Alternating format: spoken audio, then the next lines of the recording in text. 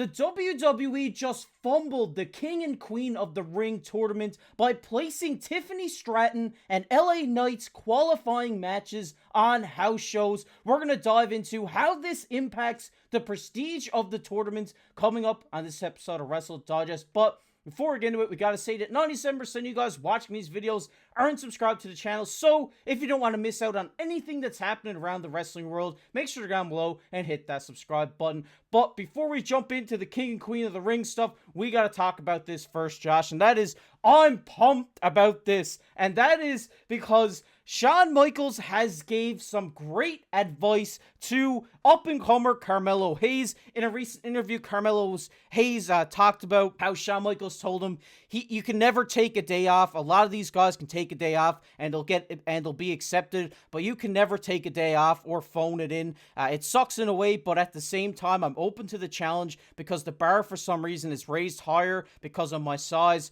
I feel a lot of criticism from people off everything I do. He also goes on to say that he's a Shawn Michaels guy, just like us here on the channel. He says the bar is very high. 1, when you're a Shawn Michaels guy. 2, when you're a first round draft pick. 3, being undersized. 4, being of color. There are a lot of things that come into play with that pressure. And Josh, I mean, this is huge coming out of Carmelo Hayes. Obviously, a younger guy, I believe in his late 20s, maybe mid 20s. For him to have this mindset of, he doesn't want to be proven wrong. He wants to be that guy. He wants to be the future of the WWE, and saying that, being a Shawn Michaels guy gives him that added pressure that he has to be good in the WWE main roster.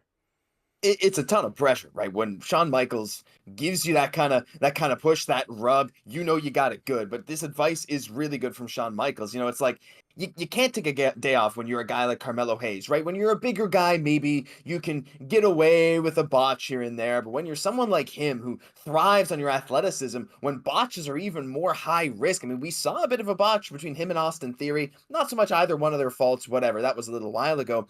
But this guy, to get that kind of rub from Shawn Michaels, I am so excited to see Carmelo Hayes. And I think this attitude, just getting a bit of insight into what Shawn thinks of him and to what Carmelo thinks of himself. And yes, he says it's a lot of pressure, but he is ready to prove everyone right about him. He's ready to take that step. And honestly, for a main eventer, if he wants to be a main eventer very soon, which I think he very well could be, this is the exact attitude and the exact knowledge you have to make that happen. Yeah, the best thing about Carmelo Hayes here is his just mindset, his outlook on his entire career, saying that, he wants to be that guy. He wants to be the main eventer. He wants to be involved in the future of the WWE in talks of like Tiffany Stratton and Braun Breaker. He wants to be that next generation guy, that next generation talent. So hearing him say that he's ready to prove everyone wrong, ready to face the obstacles that's in front of him, and just knowing that,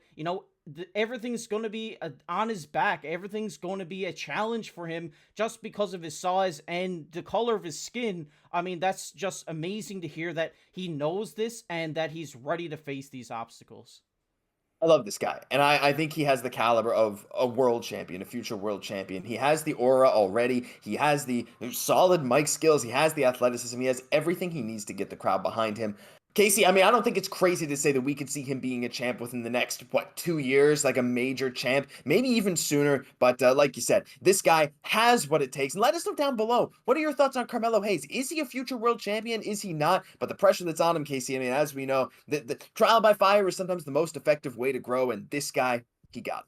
Yeah, Melo don't miss, right? Like, the one thing I want to see them bring back is the retiring the jerseys in the rafters. We haven't seen that yet. Maybe they're waiting for his first, big feud. But like you said, I love Carmelo Hayes. I just love his moveset, his whole personality, his whole persona. It's just amazing. And he's going to be a U.S. champ within the next year. I'm going to call it. You can call me out down in the comment section for saying it. But I really do think now, with, Cody and Logan facing for that championship, I think that he will be able to take that off Cody Rhodes in maybe their second matchup. But we're going to get into the reason everybody clicked on this video, and that is because the WWE just made a mess of this. And yes, before we get into it, we got to say, look at the current bracket right now after Monday Night Raw, after Friday Night SmackDown. On Friday, we have Gunther going through with his opponent not being determined yet, where Kofi Kingston and Rey Mysterio, a banger of a match, will be put on a house show, which we're going to dive into in a little bit.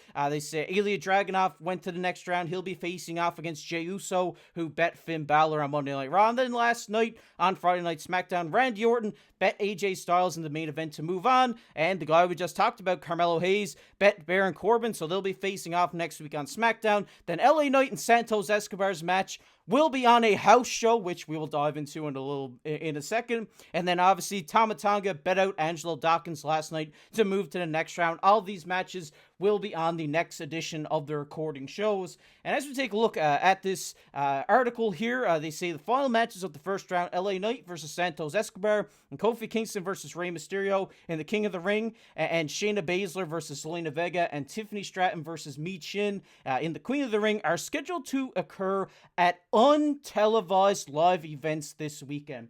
And Josh, this is crazy. I mean, having LA Knight, Tiffany Stratton, I mean, even Kofi Kingston and Rey Mysterio, having these great matches that people are looking forward to, not being televised on TV is a disgrace, in my opinion, to the sport, because LA Knight is one of the most over WWE superstars right now in the entire business. Tiffany Stratton is up there with the women as well. She's really over. Tiffy Time is taking over the world. I think it's just disgraceful that these matches aren't going to be able to be seen unless you're at the house show. Like, I get it from one perspective, right? So, and I side with people who are kind of like, hey, you know, it makes sense to have these kind of matches on house shows because then you bring in more crowd to the house shows and they feel like it means something. I mean, don't forget, like, what, 20, 30 years ago, well, maybe not that long ago, but not that long ago in the past, sometimes you'd see major titles switch hands on house shows. Even a few years ago, I believe this kind of stuff was happening. But at the same time, this is the King of the Ring. This is the Queen of the Ring. This is a tournament that has so much, I mean, not so much in the past few years, but so much history, so much prestige behind it in the WWE. Stone Cold, no one will ever forget him winning King of the Ring, that really propelling his career. So the winners of these tournaments, of course, in the past number of years, whatever, Xavier Woods, Baron Corbin, you know, you got whatever it is there. People are maybe not so high on it. So, but now you want to enter this new era. You have all these amazing superstars. You have some great, fantastic talent in both the men's and women's brackets. And you have maybe not other than Cody Rhodes, but one of the most over male superstars in LA Knight, one of the most over female superstars in the entire business in Tiffany Stratton.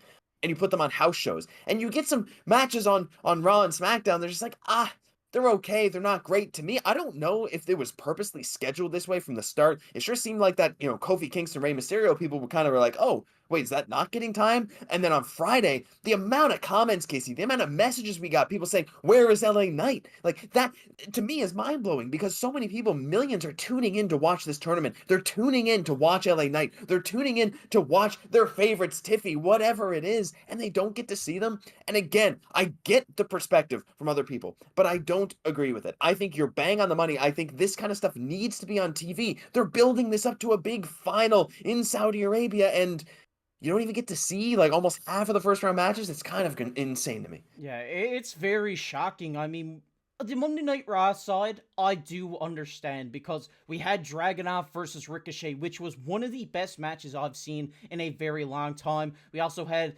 Sheamus and Gunther, which was, you know, their third match, banger, which was an absolute banger again. And we had Jey Uso versus Finn Balor, which was low-key another banger. So I get pushing Kofi and Rey to you know, a house show. I understand it's a match I was looking forward to. I do understand that side of it. But on the SmackDown side, we got to see Tama Tonga and Angelo Dawkins, which is a match that could have definitely been pushed to a house show. I get that they wanted Tama Tonga to have his first, you know, SmackDown match, whatever it is, but you can't take time away from LA Knight, because he is one of the most over superstars, like you said, in the WWE. He's must-see talent. He's the megastar. He should be the one to have that match on SmackDown over a guy who just came into the company like Tama Tonga. And nobody's going to change my mind on that because I definitely agree, but I'm going to get started on the Tiffany Stratton stuff. I mean, we seen a match last night between Nia Jax and Naomi, which almost made me fall asleep, Josh. I mean, it was one of the worst matches I've watched on SmackDown in quite a while, and it's not because of Naomi. I know everybody knows me. I'm a huge Nia Jax hater. Like, it's just the way it's not how bad she is in the ring, because she's pretty solid in the ring. It's her whole Getting character, better, yeah. it's her whole persona, it's all of this that just it just irritates me every time I hear her theme song hit. It just really gets under my skin every time she walks to the ring. I really do think that this match should have been pushed to a house show. I get it. Nia Jax just got drafted. You want to introduce her to your fan base on SmackDown. But you have a rising star like Tiffany Stratton, who is, like Josh said, one of the most over female superstars in the entire WWE right now, and you're pushing her to a house show? It just doesn't make sense. I get that this match is, you know, a little bit lower than a Nia Jax and a Naomi in the caliber of wrestlers from in the ring. Obviously, they have Michin, but you gotta give Michin an opportunity to show what she can do in the ring on a televised event. Everybody knows what Nia Jax and Naomi can do.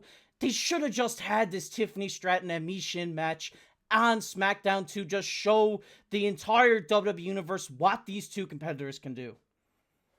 I sympathize a bit for WWE as well, because like in an ideal world, this is all televised. Every single match is televised one way or another. But the way they pushed it, I mean, Raw had the most matches I can remember in a long time. They're trying their best. It just isn't working, right? They couldn't fit them all onto these shows, and the last thing you want is a bunch of squash matches in the King and Queen of the Ring tournament. You don't want that.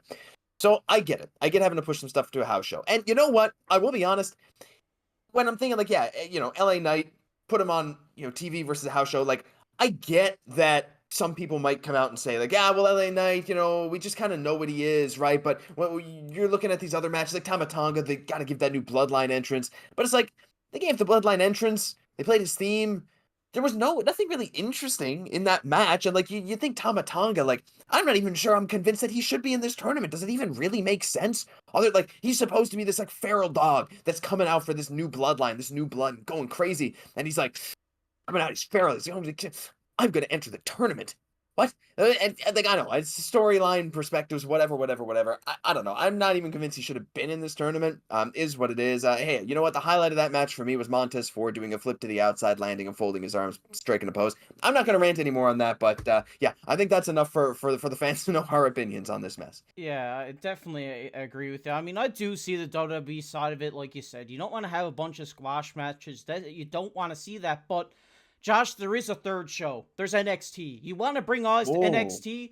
Put these qualifying matches on NXT. It'd be 2 on like this past episode, and then 2 on next week's episode. At least, bring eyes to NXT, which you're trying to push as your third brand. It makes sense to do it that way, and I just think they fumbled that opportunity, because if people tune in to see Kofi and Ray on NXT and then they see an amazing match between the D'Angelo family and somebody else, they're like, wow, NXT is actually really good. I should tune into this every Tuesday night. I just think that opportunity was missed a lot, and I do understand pushing to house shows and trying to get fans to attend those, but the people in that local area are going to attend that event anyway. You don't need extra draw to that. So to me, I think it should have been pushed to NXT, but we want to hear your guys' thoughts down below in the comment section. Do you strongly disagree with my take? Let me know down below in the comment section, because I get fired up while talking about wrestling, as you can see. But we're going to get into everybody's favorite topic here on the channel,